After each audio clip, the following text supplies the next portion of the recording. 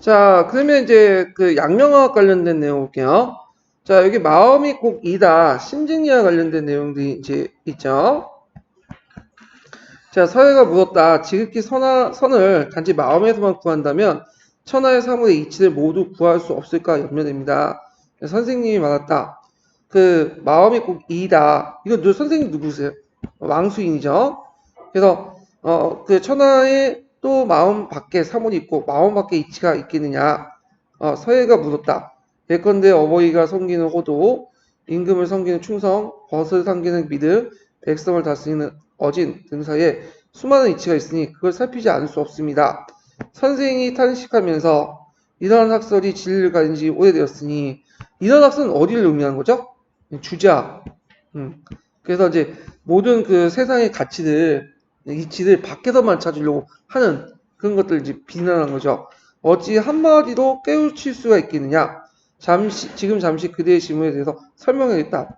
어버이를 섬기는 데서는 어버이의 호도의 이치를 구하지 않으며 임금을 섬기는 데는 임금에 대한 충성의 이치를 구하지 않는다. 또한 친구를 사귀고 백성을 다스리는 데 있어서 친구와 백성의 믿음과 어진 위치 구하지 않는다. 이치라는 것은 밖에서 배워서 하는 게 아니라 원래 타고나부터 모두 마음속에 있는 거죠. 이 마음이 꼭 니다.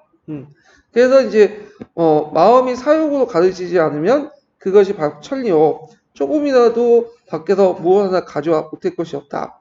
그러니까 이제 타고난 것들이 원래 마음을 계속 보존하면 뭐냐면 그것이 니고 그게 양지기 때문에 그게 중요한 거지. 뭘 이치를 구하고자 뭐 밖에 있는 것들 뭐 깨닫고 그런 것들 쓸모가 없다는 거야. 자, 그래도 요 내용들이 이제 있는데 근데 여기 좀 볼 게 뭐냐면 단지 이 마음에서 사람의 사사로운 욕심을 제거하고 천리를 구하고자 노력을 했으면 이걸 족할 것이다. 그래서 이제 여기에서 욕망, 인욕을 제거한다고 했죠. 그러니까 완양령 단계에서는 아직까지 욕망을 부정하는 단계예요. 근데 이 욕망도 인정하는 단계는 어디까지 나오면 태주학파 들어와서 욕망 인정하게 되는 거예요. 자, 그래서 이제 그 내용을 이제 보면요. 자, 양명학은 왕수인의 수입한 철학이다. 이거에서 이제 제자인 서의 질문에 심증리라고 한 것은 주제 성증리에 대비된 것으로 양명학의 핵심적인 주장이다. 또 양지가 바로 천리라고 주장하는 그의 주장은 주제학의 각각의 사물에 그 이치가 있다는 그 견물치지 내용이죠. 정면에 대립하면서 명중기 이외 중국 남부 지역에 급속하게 퍼져나가는 주제학 중심의 어떤 사상계에 큰 충격을 줬다. 이런 것들 보시면 되고요. 자, 그 다음에 뭐 사치 경제학에서 육지가 되는데 그냥 사치를 좀 해라. 뭐 이런 내용도 있는데 이거 이제 보시면 될 것 같고 밑에 자, 항조이라는 사람이 군주 독재 체제를 비난했어. 그래가지고 명나라가 왜 망했는가? 그걸 이제 명나라 망한 다음에 이제 쓴 책이 그 유명한 무슨 책이에요? 명의대방론이에요. 그래서 여기 내용을 보시면 군주가 독점을 해서 그렇다. 특히 이제 홍무제 독재 체제 형성 이런 것들이 군주 파탄을 불러일으켰다. 뭐 이런 내용들이 쭉 있고 자 그러면 내용을 이제 보면요. 항조이는 절강성 사람으로서 명절 위에 의원군을 조직하고요. 그 다음에 청에 저항했지만 실패하여 낙항하여 저수를 심었으며 절동학파의 창시되다. 그래서 명의대방론은 1662년에 쓰기 시작해 그 다음에 완성됐는데 1662년에 명락제가 사회되어 명나라의 부흥의 희망이 사라진 해였다. 이 책은 멸망한 명주에 대한 비판과 반성을 근거로 정치 원리와 구체적 정책 논의를 전개했다. 대부분 독립당의 어떤 정치 주장을 일원화시킨 거다. 그래서 이 글은 군주의 본래 직분을 설명하고 후세 군주가 천하를 사문화하여 본래 직분을 뒤집어 놓았다고 비판했다. 사문화라는 것은 공이시를 버리고 자신의 어떤 것들 개인지에다로 여기서 그 원래 직분을 버리고 지 멋대로 했기 때문에 망했다. 그래서 이제 그 주요 내용이 독점 체제, 독재 체제 이런 비판 내용이 있죠. 그러니까 항저희는 예전에 한번 시험 문제 객관식이 언급되어 있기 때문에 나올 가능성이 있어요. 그래서 이거 보시고 남녀포도 이거는 그냥 유전설 주장을 읽어보시고 자 고중의 원칙에 영야권이 고중학과 관련된 내용이니까 그 밑에 좀 읽어볼게요. 자 영야권은 이제 그 청나시대 때 대표적인 고중학자죠. 그래서 20년에 걸쳐 고문상서 면밀히 검토해 이작임을 증명했다. 여기에서 제시된 논증은 그때까지 신성 불가침에 여겼던 유교의 경쟁의 객관적이고 실증적 연구 방법으로서 모의 초대를 했죠. 청대 고중학 발전의 기초를 이뤘다. 이렇게 있고요. 그다음 또 고중학자 이제 사회 비판 이렇게 근데 한번 읽어보세요. 이거는 네. 그 다음에 이제 송학에 대한 비판해갖고 이제 성리학에 대한 비판 고중학자 입장에서 이제 있고 그다음 한학에 대한 비판해가지고 이제 있는데 이것도 읽어보시면 될 것 같고 역사 편찬 원칙 해가지고 그 당시 이제 그 내용을 좀 볼게요. 자, 청나라 때 고중학이 발달되면서 역사학도 발달됐어요. 그래서 역사학의 고증적인 어떤 방법론 이런 것도 도입을 했는데 요거는 이제 왕명성이 쓴 글인데 이렇게 내용을 보면요. 자, 왕명성은 강소성 가정사업으로 전대엽과 조익 등과 더불어 청중기의 대표적인 고증사학자다. 그래서 사실에서 진리를 찾고 실사구시죠. 증거 없으면 믿지 않는다. 무징불신 같은 그 경학의 고증 방법 역사에 적용돼 연구했다. 그래서 17사 상각이 그 대표적인 저자로서 그 고증 방법으로서 정사를 비롯해 다양한 자료를 이제 인용했죠. 정사를 비롯해서 소설, 잡적, 제자, 금속 등을 그 자료를 총동원해 문자의 이동이나 제도의 직관 등을 이제 고정한 책이다. 이렇게 이제 제도사, 그 다음에 문자 이런 것들을 연구한 책이다. 그다음 홍남기 같은 사람은 이제 그 당시 청나라 때 인구가 기하급 수준으로 늘어났죠. 그래서 이 인구 증가에 대해 상당히 비판적인 글이에요. 이것 때문에 이제 여러 가지 문제점이 발생이 된다. 그 내용들인데 그 밑에 이제 그 좀 보면 홍남기는 그 강소성 양호사도로서 경룡 55년에 진사되어 편수에 올렸다. 당시에는 정통시대의 중국 인구 역사가 인구 증가가 절정을 다했던 시기였고, 자, 이에 많은 인구가 국세 원천이며 발전의 토대가 되는 낙관적 견해가 점차 가인 인구 우환론 바뀌었고, 홍남기가 그 대표적인 인물이다. 그는 당시에 급격한 인구 팽창에 목도하고 인구 가인과 자원 부족에 대한 심각한 우려를 표출해서 중국의 멜세스라고 부른다. 그래서 이런 것들이 이제 인구가 늘어나면서 어떤 문제점이 일어난가 이런 것들 이제 쭉 얘기를 하고 있죠, 지금. 자, 그래서 이제 그 청나라 이렇게 끝났고, 뒤에 넘어가서 이제 뭘 보냐면, 근현대사 이렇게 볼게요. 근현대사는 시험 문제 자주 나오죠? 여기 거의 이제 여기를 자주 이용하고 그러고, 요번에 시몬세키 조약도 이제 나왔던 건데, 자, 여기 이제 보면 이제 공자진이라는 사람이 있어요. 공자진은 그 당시 청말 때 활동했던 공양학자야. 그래서 이제 유교의 어떤 현실성, 정세적인 모습을 되게 강조하는 그런 사람이 공자진, 위연 그런 사람들인데, 자 여기 이제 그 내용을 보면요, 자 19세기 때 그 전반의 유명한 개혁 사상가이자 시인의 유명한 공자진이 쓴 가운데 하나이다. 그래서 공자진이 여기서 걸룡 연간에 태평성대에 거쳐서 다음 19세기 들어와서 급속하게 쇠퇴한 양상을 보이는 청조사에 대한 깊은 우려도 표명하고 있다. 권룡 완년 이래로 관리, 사민 등을 모두 어수선하여 어쩔 줄 모르며 선비도 아니고 농민도 아니고 수공업자 장인도 아니고 상인도 아닌 사람들이 그러니까 열 가운데 다섯이 된다. 이거는 뭘까요? 이거는 지금 일자리가 없이 유민화된 사람들이 많이 늘었던 거. 그래서 이제 이 유민 문제를 어떻게 해결하는, 그리고 왜 이게 사회 불안 원인이기 때문에 그죠?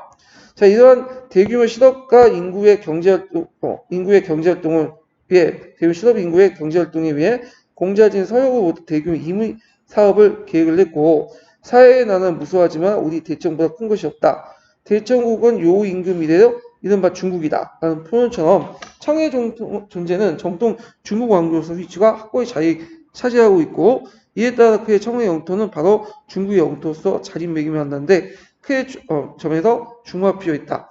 그래서 청의 영토는 예전에 한족의 영토보다 더 넓어졌고, 특히 이제 한족이 예전에 살지 않았던 서역지역은 주로 어딜까요? 신강 위구르 지역이죠. 그런 것에 이제 영토를 확장시키다. 그리고 거기에 정식 성을 설치하자. 행정구역을. 그 내용을 이제 얘기를 하고 있어요. 그래서 명대 이전에 중국과 달리 청대 여러 왕제들의 전국 사업에 의해 크게 확대된 청제국의 영토는 동시에 분명히 중국의 영토에 간주되기 시작한 것이다. 그래서 지금 중국의 영역이 이제 완성된 것은 청나라 때다. 이렇게 이제 보시면 되겠죠. 자, 이건 이제 뭐냐면 아편이 이제 널리 이제 확산이 되니까 헌해제 같은 그런 사람들이 아편을 지금 단속하면 폐단이 더 심해지니까 군인이나 유학자들, 그 관리들, 특수계층들, 망주에 절대 필요한 사람들 제외하고는 그냥 허용하자. 이거 이들 이제 군인이나 관리들 이런 사람들 피는 건 좀 막자. 적당히 통제를 하자. 이런 게 주장한 것이 이제인데 이걸 이금론이라고 하죠. 반대는 뭐겠어요? 언급론 이렇게 있죠. 그래서 이근론을 주장을 하는 거야. 네. 그래서 이제 요 내용들 이제 보시면 되고 밑에 이제 좀 볼게요. 자, 아편 문제의 확산에 따른 많은 대책이 거론됐지만 거의 유일하게 아편에 대한 금지령을 완화를 요구하는 이금령을 제시한 사람이 헌해제의 상주문이다. 이를테면 뿌리 깊은 지역사회에 뿌리를 내린 버린 아편 문제에 이미 익숙해진 강동지역 관료나 상인의 이해관계를 대변한 인식의 대책이라고 할 수 있다. 마약 금지령 이해안을 요구하면서 아편 무역의 확대에 의한 무역화된 것이나 마찬가지인 강조 무역 제재를 재건하는 지방적 차원에서 관심이 기울였다. 그러니까 이제 그 당시 강조 무역 제재를 활성화시키는 아편이 좀 필요하다. 이런 것들이죠. 공인시켜서. 하지만 아편이나 마약이 가져오는 백성의 건강 문제를 무시하고 경제적 현실주의에 치우쳐 있거나 이미 은이 강범위에 유통되는 상황에서 아편이 문물교환에 유통시켜 세금을 부과하지 않는 방안은 비현실적인 방안으로 역행한 지적도 있다. 그러니까 그 백성들의 건강 문제는 전혀 무시하고 그 당시 통치에 필요한 사람들만 아편을 금지시키자. 그럼 백성들을 좀 개와 돼지로 보는 거죠. 대표 우민간. 지금도 존재하지만 그 당시에도 그렇게 본 사람들이 많았나 봐요. 자, 그리고 이제 은 대신에 아편을 하자. 근데 이미 은경제가 유통되는데 물론 아편 때문에 은이 많이 유출돼도 사실 아편을 문물교환해서 이제 사용되겠냐? 화폐로서 현실을 무시하는 그런 정책들이다. 그래서 이제 이런 내용들이 이제 있어요. 하지만 당시 실제로 이러한 금지령의 위반에 동의한 의견은 거의 없었고 대부분 엄격한 아편 밀수의 금지를 전제한 다양한 방안이 제시되었죠. 당연한 거죠. 이거는 아편을 허용하자는 의견 자체가 이제 소수 의견에 불과한 거죠. 자, 그 다음에 이제 항자자라는 사람인데 이 사람은 이제 일단은 어디에 속하냐면 상주아파에 속해요. 상주아파. 상주 공양아파. 그러다 보니까 이 사람은 당연히 어떻게 해요? 언급론을 이제 주장을 하고 그리고 아편 때문에 은이 밖으로 나가는 걸 막아야 된다. 이렇게 되죠. 아편 때문에 은이 밖으로 계속 나가니까 물가가 어떻게 돼? 올라가고 세금도 잘 안 거치고 너무 문제점이 있잖아. 그래서 이제 요 내용들이 이제 그 주장을 한 것들인데 한번 보시고 그러면 이제 내용을 이제 비해 보면 내용을 보면 누차에 걸쳐 금지령에 불구하고 아편 무역이 더욱 확대되고 그 해독이 전국에 만연하게 되자 도광항제는 어떻게 하면 그 효과적으로 아편을 금지시킬 수 있는가에 대한 다양한 의견을 구하고자 했다. 앞서 든 헌해제 이금론이 아편의 합법화를 통해서 문제 해결을 시도한 것이라면 항자자의 의견은 아예 밀수된 항구나 밀수꾼이 아편 제공자보다 더 차라리 항수꾼 등 아편의 제공자보다는 차리가 소비자인 이게 뭐야 이게 차라리라고 된 것 같은데 오타 같은데 그쵸? 차라리 소비자 아편 흡수자의 처벌을 강화하는 다소 극단적 방안을 제시했다. 그러니까 공급자를 이제 처벌하는 것보다는 이들보다는 그 흡수자 그러니까 소비자를 처벌하면 소비가 없어지면 어떻게 되냐? 공급이 끊어지겠죠. 그래서 근본적으로 해결할 수 있다. 뭐 이렇게 하죠. 그래서 이러한 상주에 대한 의견을 제시하는 지시를 받자 다양한 지방관들 그러니까 소비자를 처벌하자는 그에 대한 기본적인 동의를 제걸 도광항제 상주하는 했는데 결국에는 그런 과정에서 그 당시 임치서가 도광항제로부터 강조의 아편 문제를 처리하는 정권을 받아서 흠자 대신 임명하죠. 그래서 이제 임치서가 들어와서 강력하게 단속을 했죠. 예전에는 이제 내려오면 그 관리들이나 그 지방 관리들이나 그 당시 또 그 영국인들이 뇌물서가 그냥 뭐 돈 먹고 그냥 몇 개 줄 테니까 그냥 가서 불태우고 항시에 얘기를 해라. 그런 식으로 이제 무마시키려고 했는데 이 임치성 절대 아니었죠. 그래갖고 모두 다 가지고 와가지고 그 당시 바닷물에 석회를 뿌려가지고 다 흘려보냈어. 예. 그래갖고 철나니까 이제는 이거 아니겠다 해가지고 영국 본국에서 이제 전쟁을 걸어온 거죠. 자, 그래도 이제 요 밑에는 이제 임치서 관련된 이제 폐단의 근원에 아편 흡신을 무겁게 이제 금지를 하자 그 내용도 있는데 자 한번 볼게요. 그 내용을. 자, 앞서의 사료와 마찬가지로 아편 문제의 확산에 따라 도광제는 그에 대한 대책의 상주로 중앙과 지방의 고위 관료들에게 요구했을 때 호강 총독이었던 임치서가 내놓은 방안이다. 이건 항자제가 종래 기본 원칙이었던 아편 판매제에 대해서 처벌해서 아편 흡수자에 대한 엄중한 처벌로 그 대처하자는 주장을 제기한 주장에 한 답장 형식으로서 아까 지금 항자의 주장은 있죠? 그 공급자보다는 소비자를 처벌하자. 임치서의 입장은 은혜 유통을 당연시하면서 국외 유출 막고 백성의 안위를 도모하기 위해서는 강경책을 제하면서 어떤 아편 판매제뿐만 아니라 흑시자에 대해서도 처벌 강하다고 하여 항자제와 주장에 기본적으로 동의하는 시각을 가지고 있었다. 임치서의 대책은 모든 대책과 더불어 상대방의 영국이 어떻게 나올지 등에서 숙고가 부족하는 등 아편 문제를 단순히 국내 문제로 여겼다는 특징이 있다. 이게 국내 문제가 아니죠. 영국 입장할 때 이건 이제 은을 아편을 통해서 가져가서 유출됐던 은을 다시 돌이키는 데 있는 거잖아요. 영국과 이제 관계에서 이제 생각을 해야 되는데 국내 문제에만 한정돼 갖고 너무 무리하게 밀어붙이다 보니까 아편 전쟁이 일어났다. 근데 근본적으로는 영국이 문제인 거지 임치서가 문제가 아니라 아편을 갖다 파는 거 발생 자체도 좀 약간 문제가 있는 거죠. 그게. 예. 자, 그래서 이제 있고 영국 국왕에게 보내는 경문. 그래서 임치서가 이제 그 영국 국왕 비투니 왕에게 보내는 내용들이 있는데 자 여기 좀 볼게요. 제가 이제 다 읽기 힘드니까 그 내용 중심으로 읽을게요. 예. 그래서 이제 이런 게 있구나 하고 있고 사료 내용은 중요한 것 외에는 그냥 여러분들이 집에 가서 이제 복습하면서 보시는 게 좋을 것 같아요. 그게. 예.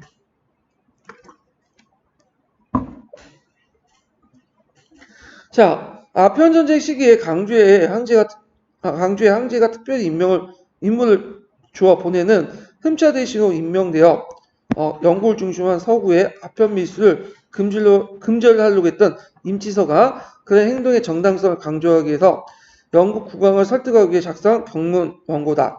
따라서 직접 발송된 건 아니지만 당시 임치서를 비롯한 청족 관리들의 중국 중심의 어떤 대관을 자처하면서 그 은혜와 위험을 강조하는 내용이 잘 드러나 있다. 그에도 불구하고 일방적인 강요가 아니라 영국 상인들에 의한 아편 밀수의 부당함을 지적하면서 영국 국왕을 설득하여 자발적으로 엄격하게 단속을 하도 유도하는 임치서의 대응 방식을 잘 보고 있다. 물론 이러한 설득은 실제 이루어졌다 해도 성공을 거두지 못했지만 왜 그랬어요? 여왕을 설득하면 되나? 의회를 설득해야지. 여왕은 그렇게 힘이 없었죠. 예. 근데 이제 임치서 그 당시 뭐 영국의 국내 그 사정들 잘 모르니까 그런 것 같아요. 일단은 당시 역사조사에 대한 이해를 도와주는데 격한 자로서 가치가 있다. 비록 보내지진 않았지만 그 당시에 중국이 처해져 있는 상황이나 이런 것들 알 수 있는 중요한 사료가 된다. 이런 거죠. 자, 난징조약을 볼게요. 이 난징조약은 시험 문제 나올 가능성이 많죠. 예. 무슨 전쟁이기요? 아편 전쟁이기 위해서 맺어진 거죠. 자, 여기 앞에 부분은 1조는 그냥 상징적인 얘기고 2조부터 이제 볼게요. 자, 지금부터 대항제는 영국 인민이 가족과 하인을 이끌고 대청 연해 지역에 강조, 아모이, 하문이죠, 복권, 그다음 닝포, 영포, 상하이 등 다섯 항구를 개항할 수 있다. 요때부터 이제 상하이가 개항이 된 거야. 상하이가. 상하이 예전에 조그만 어촌 마을에 불과했어요. 근데 요때 개항하고 나서 이제 우리는 그 세계에서 제일 큰 도시죠. 인구를 보니까 3천 몇만이 넘었다고요. 상하이가. 대단한 것 같아. 네. 자, 하여튼 이렇게 있는데 요것도 외워두세요. 진짜 이상한 문제 나오면 요번에 그 시몬세키 조약 아시죠? 조차한 데가 어디냐? 이런 식으로 해갖고 요거 한국 개항한 데가 어디냐 물어볼 수가 있어. 이렇게 빵꾸 털어놓고는 가정용 문제로. 자, 다섯 항구에 기거하면서 아무런 방해를 받지 않고 무역 협상을 나설 수 허용한다. 또 대원국 군주는 영사, 간사 등의 관리를 해당 5개 항구 도시를 파견 선취하여 상업 업무를 사무를 담당할 수 있다. 영사관을 파견할 수 있다는 거죠. 또 이제 그 영국인 하여금 다음에 나열된 그 예를 따라 분명하게 화물세 선박 요금들 비용을 납부해야 된다. 다행히도 없네 여기는. 예, 나열된 게 있었으면 쓰고 나올 수도 있었을 텐데. 자 3조를 보면 자 여기 영국 상성이 이제 바다도 먼 길을 건너오기 때문에 파손되거나 수리하여 할 경우에 은당 연에 한 곳을 주어 선박에 수선하고 필요한 자원을 저장할 수 있는 곳을 상기해 준다. 그래서 지금 대항제께서 홍콩섬 요거 꼭 기억을 해 두셔야죠. 예전에 한번 설명했을 거예요. 홍콩은 세 개 부분으로 이루어진다고 했죠. 홍콩섬, 그 앞에 있는 구둥반도, 그 앞에 뒤에는 신계인데 신계가 90%를 차지하고 구둥반도하고 홍콩섬이 도심지는 10%를 차지해요.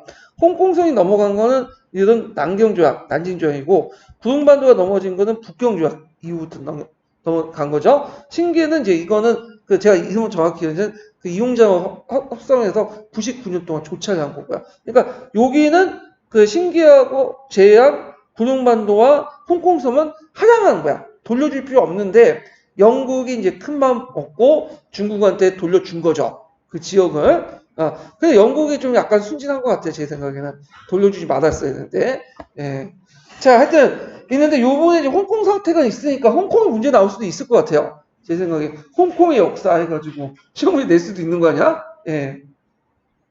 자, 하여튼 지금 대항제 홍콩섬을 대영국의 군주와 앞으로 그 군주의 지위를 세습한 사람에 넘겨주며 영원히 이들 점령을 요게 영원히죠. 하량이에요. 점령을 지키면서 편한 대로 법을 세워 다스릴 수 있도록 허용한다. 그 다음에 이제 이렇게 있고 여기는 각 막대한 그 뭐냐면 배상금을 준다. 이런 것도 있고요. 그 다음에 이제 밑에 이제 내용도 있는데 요거는 여러분 각자 이제 읽어보시고 그래서 이제 있고 뒤에 이제 내용을 이제 볼게요. 쭉쭉 넘어가서. 자, 1842년 난징조약으로 잘 알려져 있다시피 근대 중국이 최초로 영국과 맺은 불평등 조약으로 그 보통 근대 중국사의 출발점이 여겨진다. 이때 이제 이후부터 청은 영국을 비롯한 서구 열강이나 일본 등과 여러 차례에 걸쳐 전쟁을 거치면서 패배와 사죄, 거액 배상금 지불, 영토나 이권 등의 하향 등으로 압박을 받지 않을 수 없게 되었다. 이들 통해 홍콩의 하향이나 중국 각지의 홍콩의 대의적 개방과 조기의 설치, 홍콩에 거주하는 외국 상인들에 대한 사법 주권을 포기하는 치해법권, 다 이게 불평등한 거죠. 이 남경조약에서. 그 다음에 영사재판권, 중국 측에 주체적으로 간세를 결정함으로써 자국 사업을 보호하고 간세 역할을 실할 수 있기를 막는 협정간세. 이 협정간세가 간세권은 있어도 중국이 자주적으로 정하지 못해요. 영국과 항상 뭐냐면 정해야 돼. 이 협정간세인데 제가 한국사 교과서 보니까 이 내용이 있더라고. 조미소 통상조약에서 뭐 간세권을 뭐 자주적 간세권을 해먹겠다. 근데 그게 있는데 이건 좀 약간 문제가 있는 것 같아. 이 조미통상조약 엄밀히 자주적 간세권 상관없어요. 이거는 협정 간세이기 때문에 자주권이 없는 거야. 근데 왜 여기 교과서 그딴 식으로 적어놨는지 제가 모르겠단 말이에요. 저는. 자, 하여튼 그렇게 있는데 그래서 중국부터 얻은 이권을 열강이 공유할 수 있게 만든 체육대우 이런 것들이 다 뭐냐면 그 불평등 조약이죠. 자, 이런 불평등 조약 체제는 단번에 이루어진 것이 아니고 여러 차례 전쟁과 조약을 통해 완성됐지만 이건 이제 전통적인 조공 체제에서 불평등 조약을 넘어가는 마찬가지다. 해갖고 점진적이죠. 근데 이 남진 조약이 그 출발점을 이뤘다는 거야. 네. 그래갖고 이런 것들 이제 기억을 해주시면 될 것 같고요. 그 다음에 위원회 회국도지 진짜 중요하죠. 왜 중요하겠어요? 기초에 나왔잖아. 네. 그래서 이제 보면 일단 책 명칭도 나왔고요. 회국도지라는 것이 회국 바다 건너에 있는 나라 서양에 있는 것들을 도지라는 도는 뭐냐 그림을 통해서 뭐냐 보여주는 거죠. 그래서 서양의 물문이나 이런 것들을 소개해 주는 거야. 그래갖고 이제 요 내용들이 이제 회국도지 내용인데 자 그래서 이제 요 내용을 보면요. 여기 앞으로 첫째 뭐 둘째는 이제 건너뛰고 그래서 이제 요 밑에 쭉 있고 여기 또한부터 읽어볼게요. 또한 그림과 포도, 날줄과 씨줄을 삼은 데다가 널리 다양한 논의를 참조해 논지를 전개했다. 그는 기존의 해도에 관한 책과 다른 점이 뭔가? 해도는 서양에 관련된 서적이죠. 그것들은 모두 중국인데 서양에 대해 번역한 것인데 이 책은 서양인이 서양을 논의하고 번역한 것이다. 왜 이 책을 썼는가? 그러니까 이제 중국인들이 서양에 대한 번역한 것이 아니라 서양이 자기들 어떻게 볼 것인가 논의한 걸 번역한 거야. 그러니까 중국인 시각에서 본 게 아니라 서양인의 시각에서 정리한 것을 번역한 거죠. 이게 이제 다른 거죠. 자, 오랑캐를 이용해서 오랑캐를 공격하기 위해 쓰였으며, 오랑캐를 이용해서 오랑캐를 하기 위해 쓰였으며, 요게 말이 제일 중요하죠. 오랑캐의 장기를 배워 오랑캐를 제압하는 데 있다. 이게 사이지 장기라는 말 있죠? 예. 요게 이제 자료에 언급됐잖아요. 양무운동 때. 그래서 양무란 말도 이제 이 사람이 처음 말하고 위원이라는 사람도 요때 장기, 오랑캐 장기를 그 당시 양무운동에서 뭘로 본 거죠? 예전에 기술로 봤고요. 그 다음에 범법자강운동에서 뭘로 본 거예요? 법과 제도도 본 거죠. 네. 그러니까 우리가 양무운동에 영향을 미친 걸 보는 건데 해국도지는 범법자강운동에도 영향을 미쳤어요. 그리고 그 위원이라는 자체가 어디에 가까워요? 범법자강파에 가까워. 이 사람도 상주 공양학파야. 그래서 뭐 위원, 항자자, 뭐 공자진, 그 다음에 뒤에康외, 양계초 같은 학파의 사람들이에요. 이 사람들도. 자, 그래서 이제 이렇게 이제 있고, 그러면 그 밑에 이제 내용을 볼게요. 회국도지는 청만의 학자이자 관료이자 경제사상으로 유명했던 위원의 저자 가운데 중요한 곳에 하나 속한다. 그가 아편전쟁 중 도광지 지시에 따라 강조의 아편 출방 활동을 나섰다가 전쟁을 유발한다는 이유로 실각과 인지서의 의뢰를 받아 서양 각국에 관한 다양한 자료를 수입하여 출판 편집한 것이 이 책이다. 그래갖고 해국도지는 서양에 대한 지휘적 정보에 소개하기 위한 것으로 점차 강화되어 서구 열강제 아시아 진출에 대비 해방. 그래서 그 당시에는 이제 적이 어떻게 쳐들어올 것이냐 해서 바다로 쳐들어온 건 해방이 되는 거고요. 육지 쪽으로 쳐들어오면 뭐가 되는 거죠? 세방이 되는 거죠. 세방은 주로 러시아하고 해방은 뭐예요? 영국이나 일본이나 그런 색들이에요. 자, 그래서 이제 그 해방의 지침서로서 이제 준비된 것이다. 이런 점에서 일본이나 조선에서도 큰 주목받았다. 그래서 거기 이제 예전에 재작년 기출 예문에 나왔죠. 일본 해국도지를 통해서 어디 이용했다고 했죠? 메이지 유신에 이용했고 우리나라도 나왔죠. 개화파 형성에도 영향을 줬죠. 네. 그래서 삼국에 공통적으로 영향을 줬어요. 이런 것들. 그래서 이제 이런 관련된 내용을 파악을 해두시고요. 그 교수가 이제 그 출제했던 교수분이 삼국의 역사와 어떻게 하면 좀 연결된 걸 좋아하나 봐요. 그래서 그걸 낸 것 같아. 그때 당시에. 자, 그 교수가 이제 그때 그 문화대혁명 이런 것도 냈던 교수고요.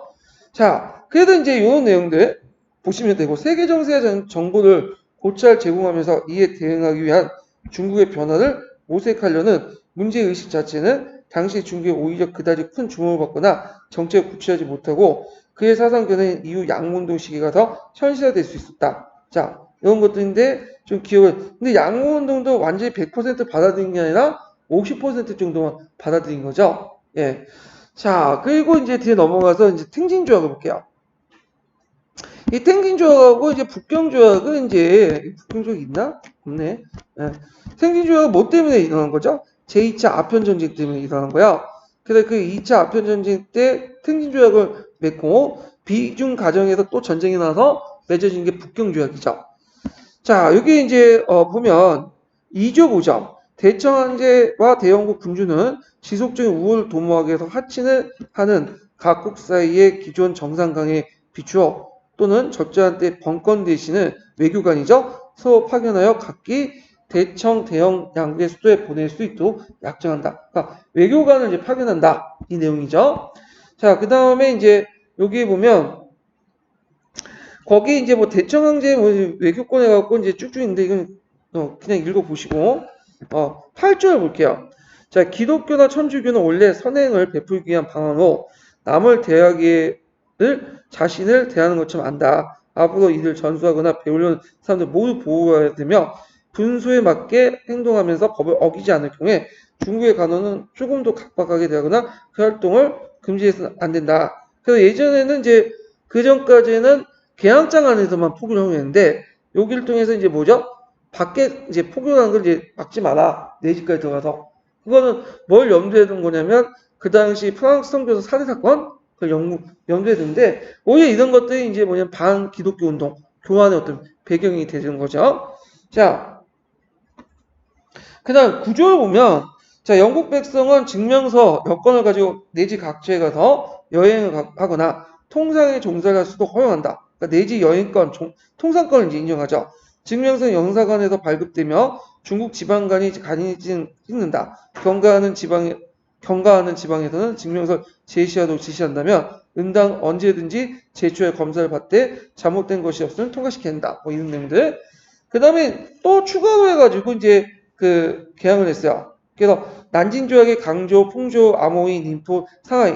근데 여기에 이제 또 뭐 니우잔, 덩조우, 타이완, 자오조, 치앙조 등등 5개 항구를 추가 개방을 했다는 걸 좀 기억을 해두시고 요 밑에 이제 보면 성밖과 상품이 수시로 왕래할 수 있도록 허용한다 하고 편리한 곳에 건물을 빌리거나 사고 토지를 빌리거나 교회, 정원, 모지 등을 짓는 문제에 대해서 따로 이익을 얻고 손해를 방지하는 세세한 부분에 이르기까지 모두 이미 허용된 다수 항구와 다른 것 없이 똑같이 처리한다. 그러니까 5개 항구 외에도 그 5개 항구도 하고 더 나가서 이제 내지까지 조국을 하게 되죠. 이걸 무슨 권리라고 하죠?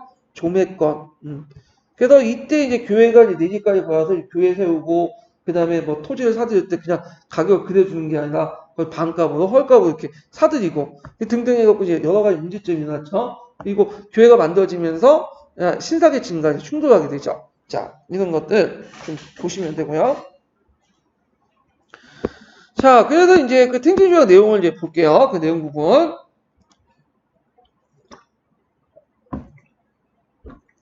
자, 탱진조약은 1858년 6월에 탱진에서 청이 영국, 프랑스, 러시아 등과 체결했다. 여기에서 든 것은 이제 영국과의 사이에 이루어진 조약 중 54개 중에 일부다. 제1차 아편전쟁 후 난징조약이 체결되었지만 이후 중국의 개방이나 무역활동에 대한 수익의 기대만큼 오르거나 진척되지 않자 영국 등의 서구 열강들이 다시 중국에 강요해 개방의 폭을 확대할 기회를 노리게 되었다. 마치 1856년 양조우만에서 청해 해군이 웰로우의 선박에 납포하여 12명의 선원을 체포하자 영국은 홍콩에 등기된 영국 선박이란 이유로 분쟁을 확대시켜 마침내 1857년 12월에 강조를 공격에 점령하였다. 그래서 이제 다음해 4월에 영국과 프랑스가 주요함대를 이끌고 북상하여 탱진과 베이징을 위협하게 됐다. 이에 따라 청조는 영국과 프랑스 및 중계를 명분으로 개입한 미국, 러시아 등과 탱진 조약을 맺고 더욱더 개방을 강요했다. 이를테면 각기 이제 상대방의 수도에 외교관을 상주하는 거, 그 다음에 청국 당국에서는 받아들이 가장 꺼려했던 바인데 그에 대한 구체적인 조치도 모두 명시되었고 중국은 서구의 근대적 외교 체제, 그러니까 만국공법 또는 만민공법, 이걸 국제법이라고 하죠. 그래서 이제 편입되지 않을 수 없었다. 8조에는 이게 의미죠. 이렇게 외교관을 이제 파견되면서 서구의 근대적 외교 체제에 편입됐고요. 자, 8조에는 기독교 선교와 신앙의 자유를 확인했으며 9조에는 영국인들에게 내지 여행과 통상의 권리를 허용했고 나아가 난징조약에 허용된 5개 외에도 창창 이때의 개방이 지정돼. 이것도 뭐 어렵게 나올 수 있겠네요. 리오창, 덩조우, 타이완, 자오조우, 치안조우, 이렇게 치용조우 이렇게 있고 등의 창창강 이남과 이북 지역의 여러 개방도 허용됐다. 편리한 데서 건물을 빌리거나 사고 토지를 빌리거나 교회, 병원, 모지 등을 짓는 문제도 모두 이 지역에 적용이 확대되었다. 자, 탱진조약의 비준 과정에서 다시 영국과 프랑스의 강압에 충돌이 발생되어 결국 베이징은 영국, 프랑스 양국군에 점령되고 이때 왕명원이 약탈당했죠. 그래서 이제 그 탱진조약을 바탕으로 더 추가돼서 그런 것이 베이징 조약이야, 북경 조약. 그래서 이를 통해 종주의 배상금이 증가되고 그 바로 앞에 이제 베이징 앞에 있는 탱징이 개항적으로 추구되고요. 그 다음에 영국은 어디를 있죠? 홍콩 앞에 9개 용이 이제 옛날 구릉반도를 홍콩에 편입시켰죠. 그리고 러시아 역시 베이징 조약을 통해서 동북과 서북 쪽에 양국 국경에 다시 정하여 홍론강 북쪽과 우수이강 동쪽에 등짓은 그 강대강, 오늘날 말하면 연해주 지역을 이때 이제 얻게 된 거야. 예. 그래갖고 이제 이런 식으로 해가지고 뭐냐면 탱진 조약과 북경 조약 내용을 이제 살펴봤고요. 자, 그다음 태평천국의 토지제도 볼게요. 태평천국의 토지제는 천조전모제도라고 하죠. 예전에 말한 것처럼 이 천조전모제는 실제로 실시한 건 아니었어요. 예, 그냥 하는 계획 아니었죠. 예, 그건지만 이제 나름대로 태평천국 인연 같은 것도 이제 볼 수가 있다. 이렇게 보시면 될 것 같고요. 또 단순히 토지제도뿐만 아니라 거기에 연결되어 있는 그 행정제도, 그 다음에 경제제도 이런 것들이 복합적으로 연결되어 있다. 그래서 이제 이 내용도 이제 같이 보시면 될 것 같아요. 그럼 내용을 읽어볼게요. 자, 태평천국의 이상한 삼원제, 사회제도를 제시한 강령과 같은 문건이 바로 천조제무제도다. 이 문건은 태평천국군이 난개월 점령한 다음인 1854년 무렵에 간행됐다. 여기에서 뭘 지향하고 있죠? 평균주의 지향을 가장 강하게 드러난 일부분만을 제시하였다. 그러니까 밭이 있으면 같이 갈고, 음식이 있으면 같이 먹고, 옷이 있으면 같이 입고, 돈이 있으면 같이 쓴다. 그래서 어떤 사람이든 모두 균등하게 한 사람 빠짐없이 따뜻해 있고 대부분이 먹을 수 있다. 요거는 이제 그 당시 평등주의 사회 모습. 그 다음에 유교에서 말한 대동사회. 그래서 유교도 비판했지만 실제 유교적 이념을 또 받아들이긴 해요. 비판적으로 수용하고. 이건 누구하고 일치하냐면 범법 자강운동에서도 지향하는 건 뭐예요? 대동사예요. 대동사회. 그러니까 그 태평적 대동사의 반란을 통해서 진압하려고 했고 범법자강운동은 개혁을 통해서 하는 거죠. 이게 좀 방법의 차이일 뿐이지 이 대동사의 지향은 상당히 의미가 있어. 네. 그래서 있고 하지만 실제 천주전문제도 전체 내용은 단순히 복구주의적인 어떤 평등주의만 제시한 게 아니라 엄격하게 간민의 구분과 좀비 상하 차별적 일종의 전체주의 사회 모델에 습격됐다. 이건 태평천국 운동 과정에서도 발생하죠. 앞에선 평등을 내세우는데 실제로는 뭐예요? 불평등한 거죠. 지주존의제 인정하고 처벌 폐지하자고 주장했는데 뭐죠?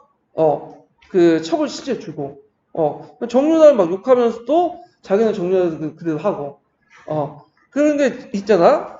그래서 이제 이런 거 비슷하다고 보시면 돼요. 자, 그 다음에 또 천주전무제도는 실제 태평천국 멸망할 때까지 수도를 정한 난징에서 주변 지역에 둘러싸고 총체가 끊이는 영토 침탈전을 벌이기 때문에 실제로 시행에 옮겨질 겨를이 전혀 없었다는 점도 주목한다. 대신에 실시된 것은 종래 토지제도를 그대로 인정하면서 지주들로부터 세금을 받아 군사비용과 식량을 충당한 정책이었고 천주전무제도는 실제 시연의 조건이 전혀 갖추지 않았던 것이다. 그리고 객관적 사항을 제쳐두어도 위에 제시된 내용보다도 현실사회에서 그대로 적용되거나 실행하기 너무 장애가 많고 공상적 요소가 되게 많다는 거야. 판타지. 그래서 지주존호제도 인정하고 오히려 소작쟁이 같은 거 일어날 때 누구 편을 듣는 경우가 많았냐면 지주 편을 듣는 경우가 많았어요. 왜? 지주에 세금을 걷어야 되니까. 그러면 소작용 제도 거쳐야죠. 그래서 이런 것들이 이제 있었다. 그래서 이거는 그냥 이상적인 모습이고 실제 모습은 다른. 지금 중국도 마찬가지. 이상적인 그 소리는 실제 하는 행동 완전 딴판이죠. 예. 그래서 이제 거의 그게 피는 못 속인다고 그래 가는 것 같아. 이런 것들이. 그러니까 아무리 체제와 이념이 바뀐다 해도 그 사회적 속성이 바뀐 건 아니에요. 예. 러시아도 예전에 전제주의 속성을 가지고 있었는데 뭐예요? 그 러시아 짜다가 모르는 그 사회주의 국가가 되고도 그 전제주의 속성은 변하지 않았잖아. 예, 이름만 바뀔 뿐이죠. 자, 그래서 이제 있고 그 다음에 태평천국의 반란군을 토벌한 경문 이것도 좀 기억을 해두셔요. 이게 진국본인데 그 당시 이제 태평천국 그 반란을 토벌하기 위해서 이제 그 당시 향병들을 많이 모였죠. 단련들을 그때 내세웠던 게 뭐냐면 그 당시에 그 태평천국은 왕조를 배신한 것보다는 되게 중요한 게 명교를 배신했다. 유교. 그러니까 유교를 대변하는 중국의 어떤 정통적인 간습, 풍습 이런 것들 다 배반을 했다는 거야. 그래서 얘네를 내가 부셔야 된다. 이런 식으로 얘기를 하는 거죠. 자, 그 내용을 볼게요. 자, 포고합니다. 역적 홍수정과 양수천 제2인자죠. 반란을 일으킨 지 5년이 되었다. 그동안 수백만 명의 생명이 살해되고 유인된 주요는 5천리에 미쳤습니다. 요순이 임금 시대 때부터 대대 성인들의 명교, 유교의 도덕적 가르침을 유지하고 사람다운 도리들을 염두에 두고 질서를 배웠습니다. 그리하여 군신, 부자, 상하정비, 질서는 모자와 신발의 위아래 뒤바꿔서 안 되는 전연하게 지켜져 왔습니다. 근데 태평적 반란군들은 외국 오랑캐 것을 시작하고 받아들여 천주의 가르침을 숭상하고 가짜 군주와 재상으로 해서 아래로는 병조의 자포에까지 모두 형제라 칭하고 이건 뭘까요? 아까 천주의 가르침이라는 것은 배상제도 자체가 기독교 교리를 받아들였죠. 물론 기독교 입장부터 이단이지만 자 그리고 지네끼리 무슨 군주니 재상이냐 하면서 지네들이 멋대 칭하고 이런 것들이 이제 했다. 그래서 이제 문제가 있고 사대부는 공자의 견주를 읽을 수도 없고 다른 한편은 예수의 주장이나 신앙 성성만 높이 쳐들어 퍼뜨리고 있습니다. 중국의 수천 년의 예의, 인륜, 시서 이런 것들은 모두 일고에 면절시키려고 한다. 이건 대청의 비상사태 뿐만 아니라 그러니까 이거 왕조 자체에 문제가 있는 것뿐만 아니라 뭐가 문제? 유교적 질서가 무너진다. 그러니까 유교적 질서가 무너지면 신사 지배체제 근간이 된다는 거예요. 왕조야 뭐 어떤 왕조가 등장하든 간에 그냥 그 밑에 빌부터 하면 되는데 그 사회구조나 이런 것들은 무너지면 안 되죠. 자기 입장 볼 때는. 자, 그래서 천지개벽이 내 명교에 있어서 본 적이 없는 거대한 비상사태인 것입니다. 우리 공자 맹자께서 구천 지하에서 통곡하고 있습니다. 뭐 등등 이런 것들인데 자, 그 내용을 볼게요. 자, 그 여기 좀 약간 얘기해 보면 토월비격이라고 있죠. 월비를 뭐냐면 토벌하게 경문이라는 뜻이야. 요때 월비라는 거는 월자는 뭐냐면 어디 뜻하냐면 오늘 강동 강서 지역을 뜻해요. 그 월 지역이 이 지역이라고 하죠. 예, 그래서 이걸 좀 기억을 해두시면 되고요.